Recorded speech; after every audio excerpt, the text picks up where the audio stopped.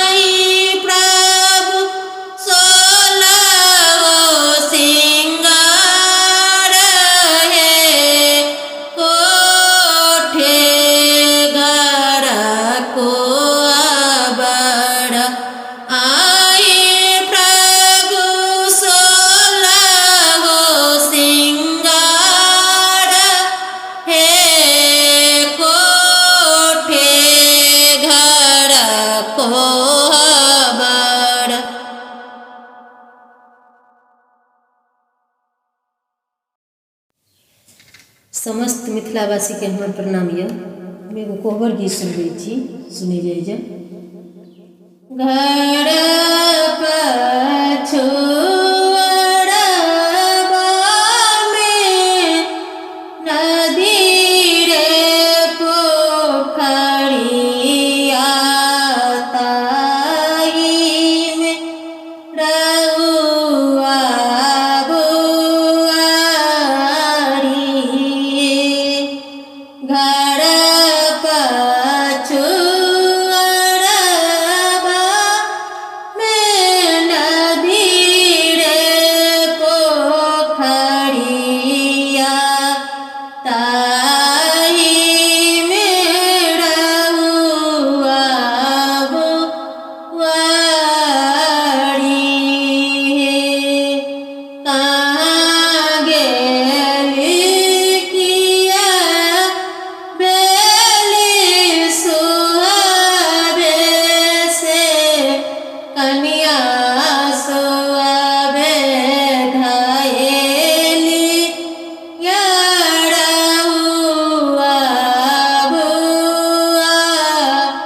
बुआरी कहाँ गेली किया बेली सुहावे से कनिया सुहावे धायली रउआ बुआरी एक छियै प्रभु पिया के दुलारू